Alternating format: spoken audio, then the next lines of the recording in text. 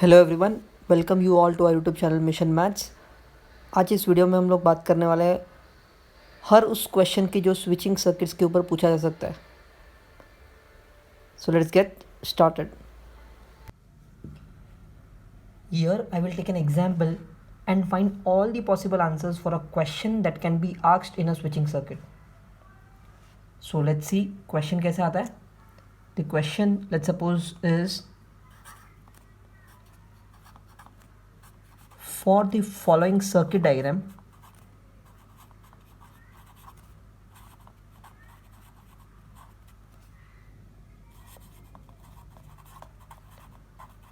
find।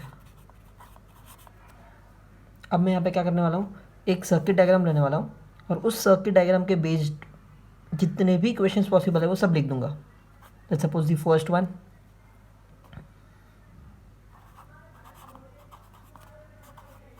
Symbolic form. अब हमने last video में देखा था कि कैसे सर्किट डायग्राम से सिंबॉलिक फॉर्म लिखते हैं, correct? Same that symbolic form can be asked for a circuit diagram. Second, switching table also known as input output table. Now what is the switching table and input output table? It is same as your truth table। जैसे हमने logic में truth table find किया था उसी तरीके से circuit diagram में उसको स्विचिंग टेबल या फिर इनपुट आउटपुट टेबल बोलते हैं। Okay, third one, simplified circuit diagram। The third question that can be asked is simplified circuit diagram। अब ये simplified circuit diagram क्या है? जैसे हमने लॉज ऑफ लॉजिक को यूज़ करके किसी भी स्टेटमेंट पैटर्न को सिंप्लीफाई कर किया था और उससे हमें एक छोटा आंसर मिला था, उसी तरीके से फॉर अ सर्किट डायग्राम जब आप उसका सिंबॉलिक फॉर्म लिखोगे तो एक बड़ा सा स्टेटमेंट पैटर्न आएगा। उस स्टेटमेंट पैटर्न को लॉज ऑफ लॉजिक यूज़ करके, रूल्स यूज़ करके अगर मैं सिंप्लीफाई करूँ और एक छोटा सा आंसर फाइंड करूँ, that is the simplified form of that statement. और उस सिंप्लीफाइड फॉर्म को, लास्ट फाइनल आंसर को फिर से सर्किट डायग्राम में कन्वर्ट कर दूँ, that is known as simplified circuit diagram. So I solve all these three questions for a given circuit diagram। Okay, अब ऐसा हो सकता है कि एग्ज़ाम में ये तीनों चीज़ें एक साथ ना पूछे, हो सकता है कि सिर्फ सिंबॉलिक फॉर्म पूछे या फिर स्विचिंग टेबल पूछे। अब स्विचिंग टेबल अगर आपको फाइंड करना है तो सिंबॉलिक फॉर्म तो फाइंड करना ही पड़ेगा। ओके, या फिर हो सकता है कि सिंप्लीफाइड सर्किट डायग्राम पूछे। अगर ये पूछा है तो आप क्या करोगे, सर्किट डायग्राम में से पहले सिंबॉलिक फॉर्म फाइंड करोगे, उस सिंबॉलिक फॉर्म को लॉज से, रूल से सिंप्लीफाई करके सर्किट डायग्राम फाइंड करेंगे, सिंप्लीफाइड वाला। I hope this is clear. So as of now I will solve all three of them for a given question. So let's take an example.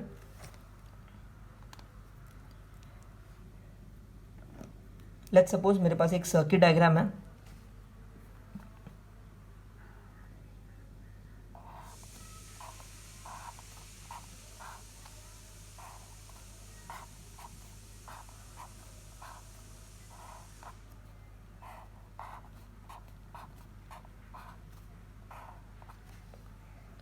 मैंने यहाँ पे 6 switches लिए,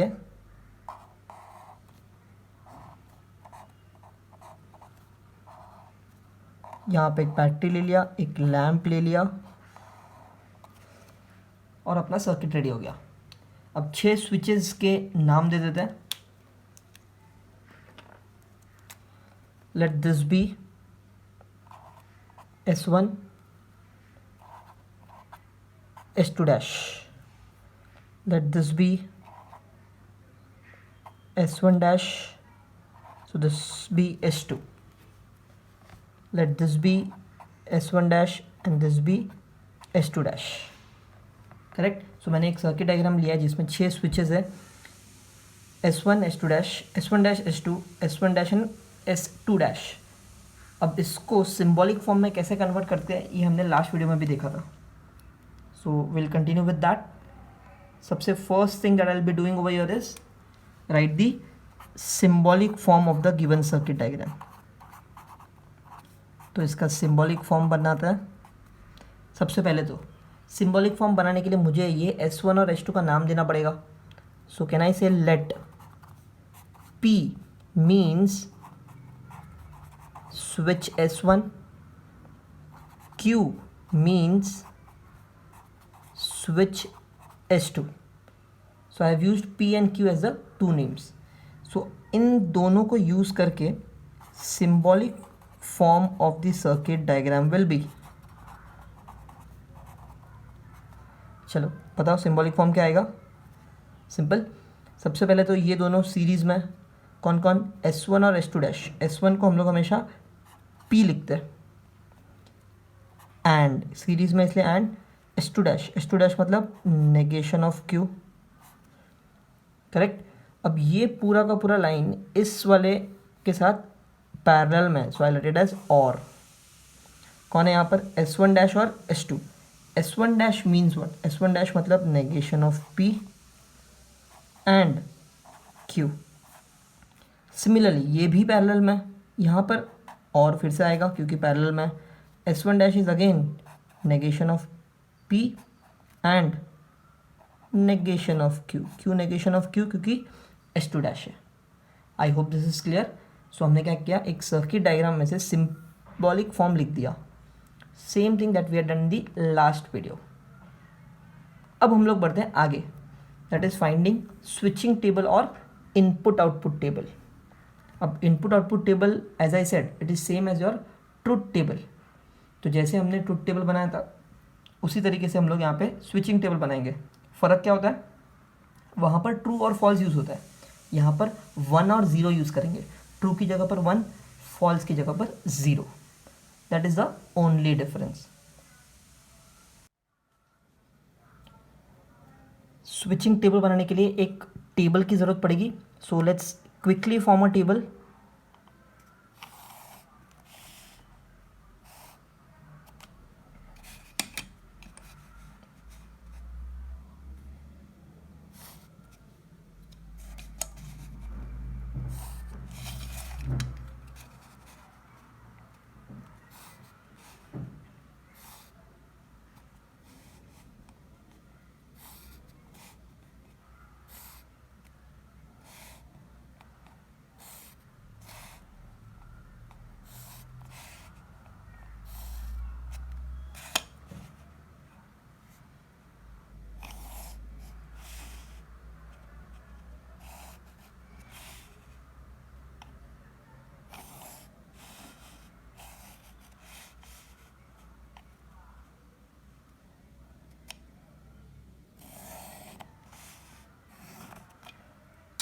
Okay, now let's fill in those values.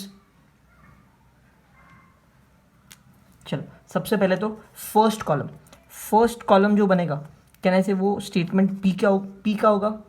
Second column जो बनेगा वो Q का होगा. Correct. Now first column P, second column Q, क्योंकि इस सिंबॉलिक फॉर्म में सिर्फ 2 स्टेटमेंट्स है P और Q. जब सिर्फ 2 स्टेटमेंट होते तो 4 केसेस होते. 4 केसेस को हम लोग लिखते कैसे, ट्रू ट्रू फॉल्स फॉल्स. मैं लिखूंगा 1 1 0 0. सिमिलरली Q के लिए लिखते हैं हम लोग ट्रू फॉल्स, तो मैं लिखूंगा उसे 1 0 1 0. आई होप दिस इज क्लियर. चलो नेक्स्ट हम लोग सारे सिंपल स्टेटमेंट्स की तरफ जाते हैं. P और Q के अलावा मुझे नेगेशन ऑफ Q भी दिख रहा है, नेगेशन ऑफ P भी दिख रहा है. तो इसको मैं बना देता हूँ थर्ड और फोर्थ कॉलम में. Negation of P, negation of Q. Negation of P मतलब P को नेगेट करना है, 1 का 0 कर देंगे, 0 का 1 कर देंगे, तो 0 0 1 1. नेगेशन ऑफ Q में Q को नेगेट कर देंगे, सो इट विल बिकम 0 1 0 1. ओके, ये मैं थोड़ा फास्ट कर रहा हूँ because this is already done. हम लोगों ने ट्रुथ टेबल पहले भी बना चुके हैं. फाइन. अब फिफ्थ कॉलम किसका बनेगा, सारे सिंपल स्टेटमेंट्स तो खत्म हो गए. अब हम जाएंगे कंपाउंड स्टेटमेंट्स की तरफ, दैट इज ब्रैकेट्स. तो पहला ब्रैकेट ले लेते हैं. पहला ब्रैकेट क्या है, P and negation of Q. अब P मतलब column number 1, negation of Q मतलब कॉलम नंबर 3. सो मुझे कॉलम नंबर 4 ओवर ईयर. सो मुझे क्या करना है, 1 और 4 के बीच में एंड करना है. और एंड में क्या होता है, दोनों ट्रू तो ट्रू अदरवाइज फॉल्स. मतलब यहाँ पे दोनों 1 तो 1 अदरवाइज 0. चलो ठीक है, दोनों वन है क्या? नहीं। दोनों वन है क्या? Yes, no and no. So this is my fifth column. Sixth column जो हम लोग बनाएंगे वो कौन सा होगा? सेकेंड कंपाउंड स्टेटमेंट, मतलब second bracket, which is negation of P and Q. अब negation of P and Q, negation of P and Q, negation of P मुझे थर्ड कॉलम में दिख रहा है एंड क्यू मुझे सेकेंड कॉलम में दिख रहा है, तो मैं 3 एंड 2 कर लूँगा। तो 3 और 2 के साथ एंड करना है, फिर से same logic, 0 0 1 0। I hope this is clear. Now seventh column कौन सा बनेगा? Which is the next bracket. Next bracket कौन सा है यहाँ पर? Negation of P and negation of Q. Negation of P मुझे देगा third column, negation of Q मुझे देगा फोर्थ कॉलम, और दोनों के बीच में एंड करना है। एंड मतलब वही तो करना है, both one then one, otherwise 0। Third और fourth, 0 0 0 and 1। I hope this is clear. So मैंने तीनों ब्रैकेट्स फाइंड कर लिया। अब इन तीनों ब्रैकेट्स के बीच में क्या है? और, एंड ये फाइंड कर लूँगा मैं एक फाइनल स्टेटमेंट। अब यहाँ पर अब मैं एक स्टेप स्किप कर रहा हूँ, दैट इज़ मैं चाहता तो पहले इन दो ब्रैकेट्स को सॉल्व करूँ, फिर इन दोनों का आंसर मैं इसके साथ सॉल्व कर सकता हूँ, बट यहाँ पर दोनों और कनेक्टर है, इसलिए मैं एक साथ सॉल्व कर लेता हूँ। That will give me the same answer. So P and negation of Q और negation of P and Q और negation of P and negation of Q। Clear? This is my 8th column. ये मिलेगा कैसे? 5th column और 6th column और 7th column. मैं तीनों साथ में सॉल्व कर रहा हूँ क्योंकि वो और है, सेम कनेक्टर है, डजेंट मैटर। एक्चुअली क्या करना चाहिए था अपने को? इन दोनों का पहले एक कॉलम बनाना चाहिए था और उसका जो आंसर आता वो मैं तीसरे वाले के साथ सॉल्व करता। That is the actual way out. चलो, नो वेज। और है, और में क्या होता है? सब कुछ 1 हुआ देन आंसर इज 1, सब कुछ 0 हुआ then the answer is 0, otherwise it is 1। सब 0 देन द आंसर इज 0। सब 0 है क्या? नहीं, देन द आंसर इज 1। सब 0 है क्या? नहीं, देन द आंसर इज 1। सब 0 है क्या? नहीं, then the answer is 1। I hope this is clear. तो यहाँ पे मैंने क्या किया? सिंबॉलिक फॉर्म से एक स्विचिंग टेबल रेडी कर दिया, this is same as your truth table. तो अपना सेकेंड क्वेश्चन भी सॉल्व हो गया है। Now let's move to the third question and that is simplified circuit diagram. Third one over here is simplified circuit diagram. अब simplified circuit diagram means what? आपको पहले तो जो गिवन सिंबॉलिक फॉर्म था उसको सिंप्लीफाई करना पड़ेगा यूजिंग लॉज ऑफ लॉजिक। तो सबसे पहले अपना जो सिंबॉलिक फॉर्म था वो लिख लेते हैं। सिंबॉलिक फॉर्म जो हमने अभी अभी सॉल्व किया वो क्या था? It was P and negation of Q और negation of P and Q और negation of P and negation of Q। This was the question. अब मुझे क्या करना है? इसको सिंप्लीफाई करके छोटा करना है यूजिंग रूल्स। वो 8 लॉज जो हमने पढ़े थे उसी को यूज़ करके हम लोग इसको सिंप्लीफाई कर सकते हैं। चलो ठीक है, सो लेट्स स्टार्ट। सबसे पहले look at this very carefully and बताओ कि कौन सा स्टेप अप्लाई हो सकता है। कौन सा स्टेप अप्लाई होगा? सोचो। What I can see over here is negation of P and negation of P and ये दोनों सेम है, ये दोनों सेम है, मतलब मैं इन दोनों को कॉमन ले सकता हूँ as we had done distributive law, correct? Okay, मतलब इन दोनों को हम पहले सॉल्व करेंगे। अब इन दोनों को सॉल्व करने के लिए इन दोनों को पहले ब्रैकेट में डालना पड़ेगा क्योंकि 3 टर्म्स है, 3 स्टेटमेंट पैटर्न्स है, बीच में 2 और है। सो 3 में से इन दोनों को जोड़ी बनाने के लिए हम लोग एसोसिएटिव लॉ यूज़ करेंगे। So what I will do is P and negation of Q my first bracket, और यहाँ पे एक जोड़ी बना दूंगा मैं कि मुझे सेकेंड और थर्ड ब्रैकेट को सॉल्व करना है पहले, and that can be done by associative law. तो उसका रीज़न हम लिख देंगे, that is associative law.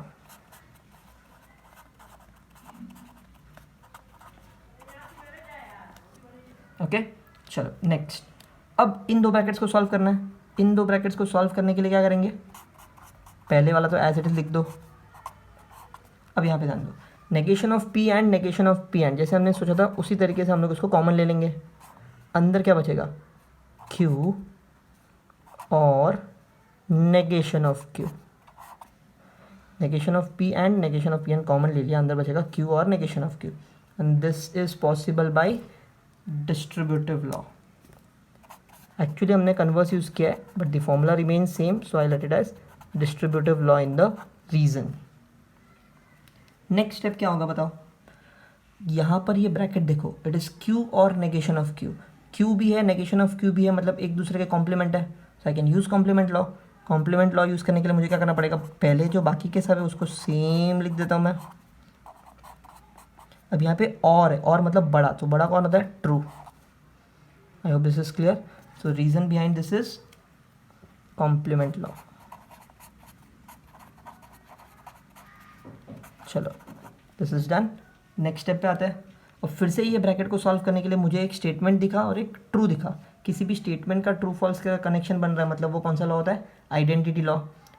And मतलब छोटा आंसर, ट्रू और स्टेटमेंट में छोटा कौन होता है, statement. So my answer would be P and negation of Q और negation of reason identity law.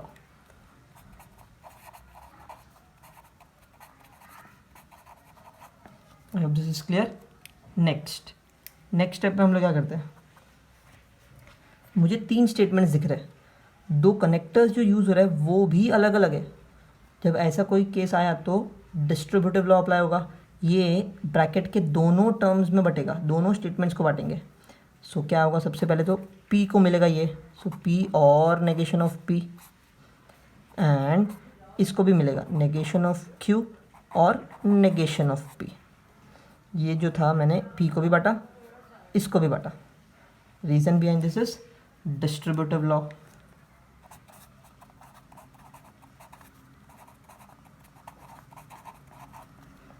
Clear. चलो नेक्स्ट। अब मुझे ये ब्रैकेट दिख रहा है पी और नेगेशन ऑफ पी, मतलब दोनों एक दूसरे के कॉम्प्लीमेंट है और है, सो मैं आंसर लिखूंगा ट्रू यूजिंग कॉम्प्लीमेंट लॉ, और ये आएगा as it is. So the reason behind this as well is complement law.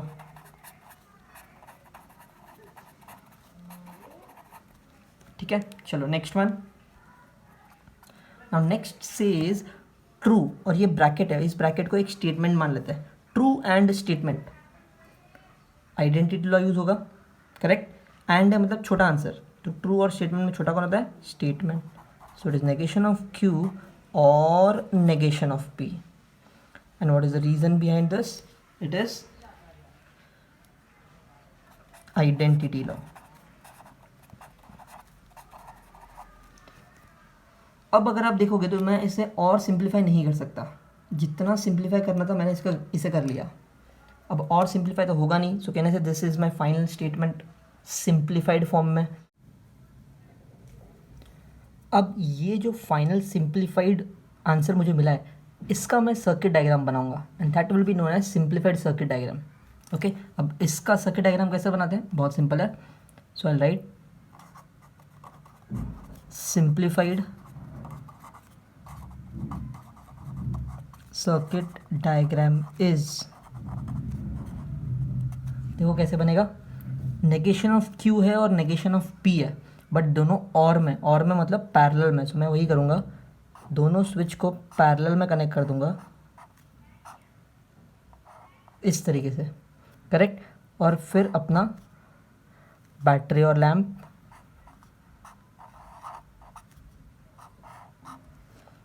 तो ऊपर वाला जो है वो मेरा नेगेशन ऑफ क्यू है, नेगेशन ऑफ क्यू मतलब I let it as S2 dash, और नीचे वाला जो है वो मेरा नेगेशन ऑफ पी है, so I let it as S1 dash.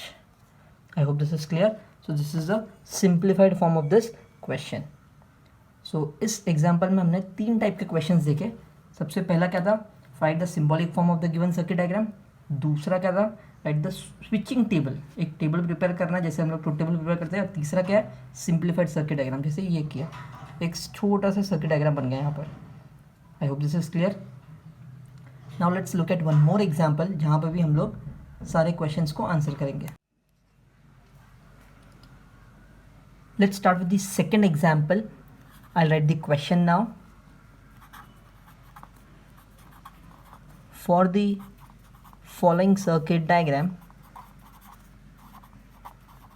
अब क्वेश्चन मैंने सिमिलर रखा है क्योंकि हम लोग सारी चीज़ें एक ही क्वेश्चन के लिए फाइंड कर रहे हैं. फाइंड, अब उसमें मुझे फर्स्ट क्या फाइंड करना है? Symbolic form. बिकॉज किसी भी सर्किट डायग्राम का पहले तो आप सिंबॉलिक फॉर्म ही फाइंड करोगे, उसके बाद ही बाकी सारी चीज़ें कैलकुलेट या फिर फाइंड कर सकते हो. Second, prepare a switching table, जैसे हमने पिछले वाले एग्जांपल में किया था, बट मैं यहाँ पे एक क्वेश्चन और ऐड कर रहा हूँ. And also interpret the result.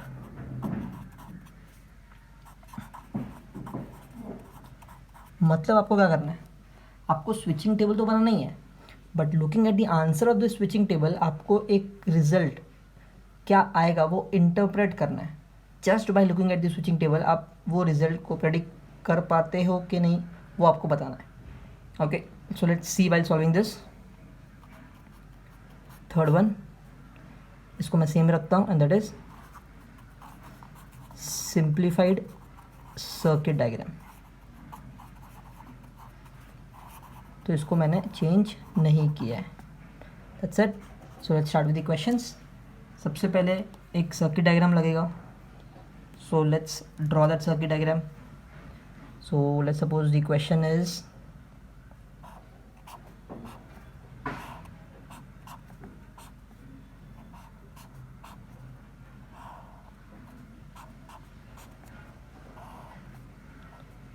कुछ इस तरीके से. मैंने एक क्वेश्चन ले लिया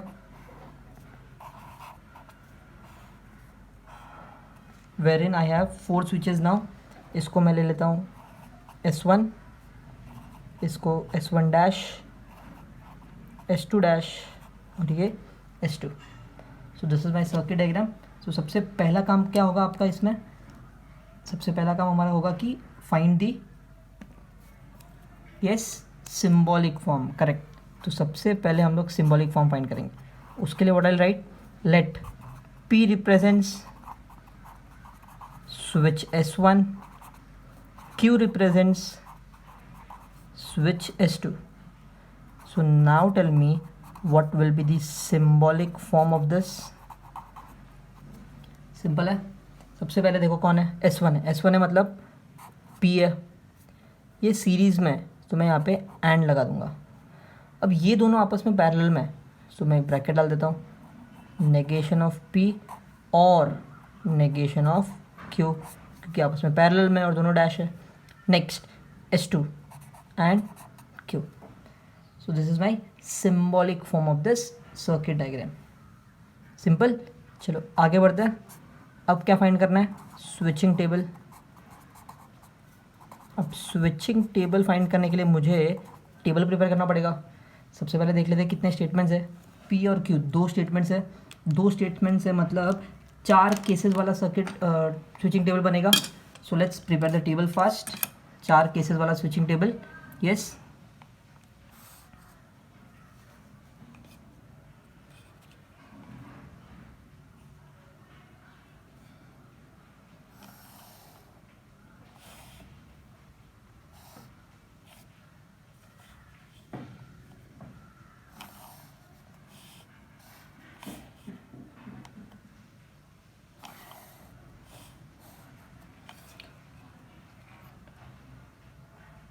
By this time even y'all can prepare the table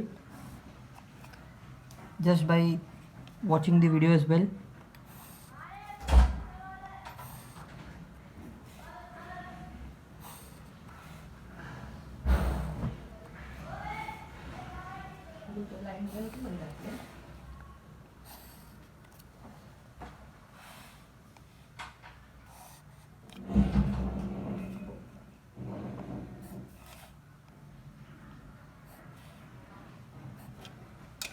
तो मैंने एक टेबल प्रिपेयर कर लिया है. Now let's solve this. Okay, सबसे फर्स्ट और सेकेंड कॉलम जो अपना होता है वो किसका होता है, P और Q का।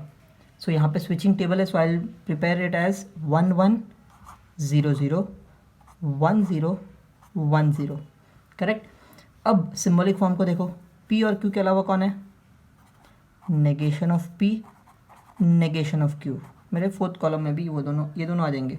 नेगेशन ऑफ P कैसे फाइंड करेंगे, P का नेगेशन 0 0 1 1, फोर्थ वन में Q का negation 0 1 0 1। I hope this is clear.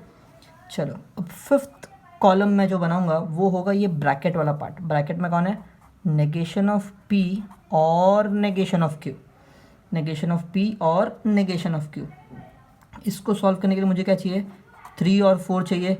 So 3 is this, 4 is this, दोनों में और करना है, और मतलब दोनों फॉल्स हुआ तो फॉल्स, अदरवाइज ट्रू। तो यहाँ पे दोनों 0 हुआ तो 0, otherwise it is true. Clear. So ये ब्रैकेट सॉल्व हो गया। अब ये दोनों मुझे साथ में जोड़ना है, तो मैं एक काम करता हूँ ना, इस ब्रैकेट को मैं पहले P के साथ जोड़ देता हूँ। सो it will become P and this bracket, this will become my sixth column, जिसमें मुझे P की ज़रूरत पड़ेगी एंड इस ब्रैकेट की ज़रूरत पड़ेगी which is given in fifth column. मतलब मुझे 1 और 5 का एंड करना है, 1 और 5 का एंड करना है। एंड में क्या होता है, दोनों ट्रू तो ट्रू, अदरवाइज फॉल्स। सो यहाँ पे होगा दोनों 1 तो 1, अदरवाइज 0 0 1 0 0। क्लियर।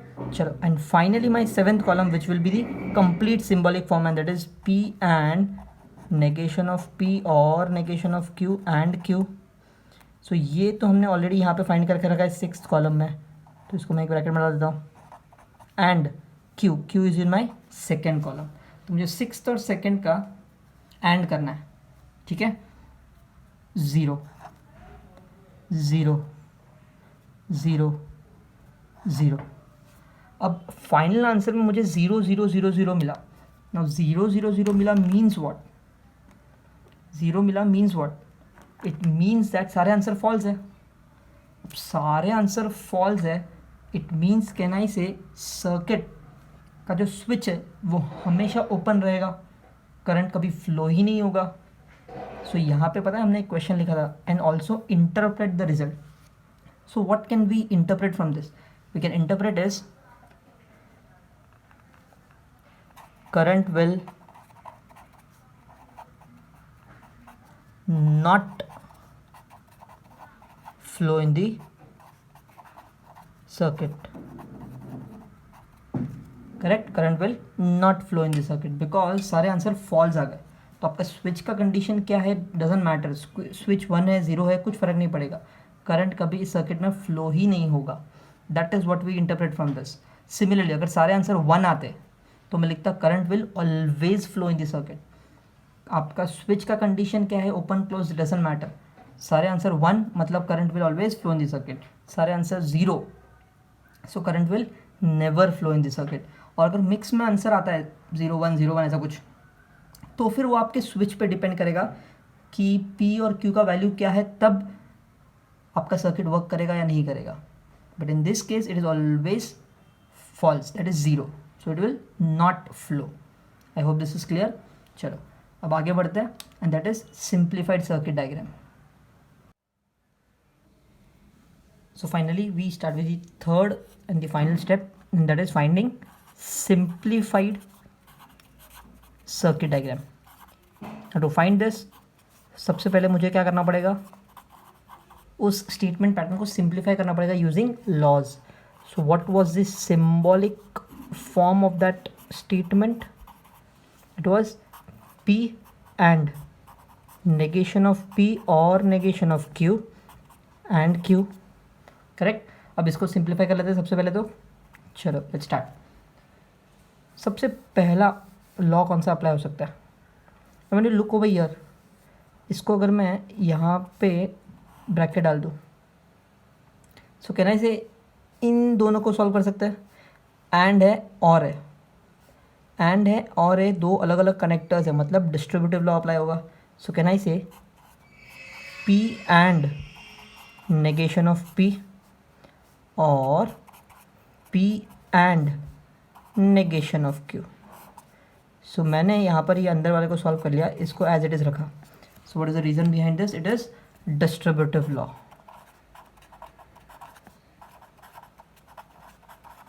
करेक्ट. सिमिलरली यहाँ पे भी मैंने ब्रैकेट डाला था स्टार्टिंग के दो में, उसके लिए मैं रीज़न लिख लेता हूँ एसोसिएटिव लॉ, क्योंकि मैंने फर्स्ट और सेकंड को कंसिडर किया है सॉल्व करने के लिए, फर्स्ट और सेकंड को. ओके, चलो आगे बढ़ते हैं. Now in this bracket I can see is P and negation of P. P negation of P एक दूसरे के कॉम्प्लीमेंट है, एंड है, इसलिए आंसर फॉल्स. ये as it is. And Q. So what is the reason behind this? कौन सा law apply किया हमने यहाँ पे? Complement law. सो मैं उसका रीज़न लिख लेता हूँ, complement law. Next step, false और स्टेटमेंट. इस पूरे ब्रैकेट को एक स्टेटमेंट मान लेंगे. फॉल्स और स्टेटमेंट. फॉल्स के साथ कौन सा लॉ अप्लाई होता है? आइडेंटिटी लॉ अप्लाई होता है. और है, और मतलब बड़ा आंसर. फॉल्स में और स्टेटमेंट में बड़ा कौन? Statement. So I right P and negation of Q and Q. So reason कौन सा होगा यहाँ पे? Identity law.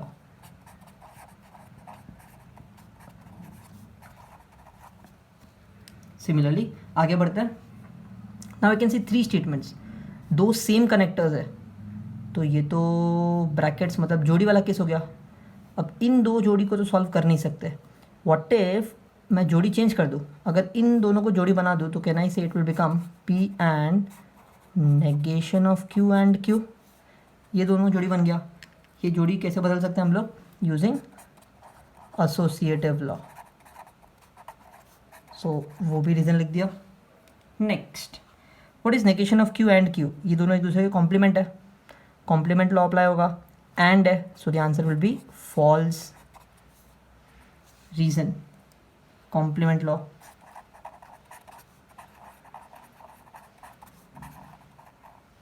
Correct. Next, P and false. फिर से फॉल्स के साथ एक कनेक्टर है, एंड मतलब छोटा आंसर. पी और फॉल्स में छोटा आंसर कौन सा होता है? False. The reason is identity law. So अगर आपको मैं याद दिलाऊं, हमने जब इसका स्विचिंग टेबल बनाया था उसका भी आंसर 0 0 0 0 आया था, और इसका भी आंसर फॉल्स आया. तो देखो दोनों भी आंसर सेम है. आप उसको लॉजिकली सॉल्व करो या यूजिंग स्विचिंग टेबल या ट्रुथ टेबल सॉल्व करो, आंसर रिमेन्स सेम. सो अपना आंसर फॉल है, which is the simplified form. अब मुझे इसका सर्किट डायग्राम बनाना है. सो इसका सर्किट डायग्राम कैसे बनेगा? देखो, देयरफॉर सिंप्लीफाइड सर्किट इज, कैसे बनेगा? बहुत सिंपल है. क्या करूँगा मैं? फॉल्स का बनाना है. False means what? Circuit will never work. Irrespective of the switch, circuit never works. वो कभी लैम्प को ग्लो करेगा ही नहीं. It is always open. तो कैन आई से मेरा जो डायग्राम बनेगा वो ऐसे कुछ बनेगा. यहाँ पे अगर चलो मैं बैटरी बना लेता हूँ, यहाँ पे एक लैम्प ले लेते हैं. ये जो चीज़ मैंने यहाँ पर किया ना, इसको मैंने वायर्स को ओपन रखा है. अगर वायर्स ही ओपन है तो ये सर्किट कंप्लीट ही नहीं होगा, क्लोज सर्किट होगा ही नहीं. सर्किट ये ओपन ही रहेगा मतलब करंट फ्लो नहीं होगा. करंट फ्लो नहीं होगा, इट मीन्स जो मेरा आंसर था फॉल्स, इट इज़ सेटिस्फाइड. अगर यहाँ पर आंसर आता ट्रू तो मैं क्या करता? मैं इसको ज्वाइन कर लेता. इसको ज्वाइन करता मतलब current will always flow, always flow, always flow, क्योंकि ट्रू आंसर आया था. और फॉल्स और ट्रू के अलावा कोई भी आंसर अगर आता है तो वो तो स्टेटमेंट के फॉर्म में आएगा, जैसे हमने फर्स्ट एग्जांपल में देखा था. तो उसका तो आप सर्किट बना ही सकते हो. So what is important over here is, false आया तो ऐसा ओपन सर्किट बनाना है जिसमें वायर टूटा हुआ ऐसा मान लो और करंट फ्लो ही नहीं होगा. और ट्रू आया तो क्लोज सर्किट बनाना है जिसमें वायर पूरा कनेक्टेड है, स्विच एक भी नहीं होगा, क्योंकि आंसर इज ट्रू. पूरा कनेक्टेड होगा and current will always flow. वो ट्रू के केस में. फॉल्स के केस में open, current will never flow. So this is the simplified circuit diagram. I have taken 2 examples over here to explain the questions on switching circuits. सारे questions इन्हीं 3 questions पे आते हैं. हो सकता है कि बहुत सारे questions में आपको सिर्फ symbolic form लिखने पे बोले या फिर सिर्फ switching table बनाने के लिए बोला है. बहुत क्वेश्चंस में ऐसा भी हो सकता है स्विचिंग टेबल के साथ they will ask you all to interpret the result, जो हमने अभी अभी इसमें देखा था। ऑल्सो अगर किसी क्वेश्चन में बोला है find the simplified circuit diagram, तो उसको सिंप्लीफाई करो and then draw the simplified diagram. All questions are based on this 3 simple questions. Try solving all the questions from your exercise. Also, you'll have to try the miscellaneous part because we have covered all the questions in this chapter. Do revise everything. If you'll have doubts, please DM me. मुझे personal message पे आप questions पूछ सकते हो, doubts पूछ सकते हो। As of now, it's time to sign off. Thank you so much.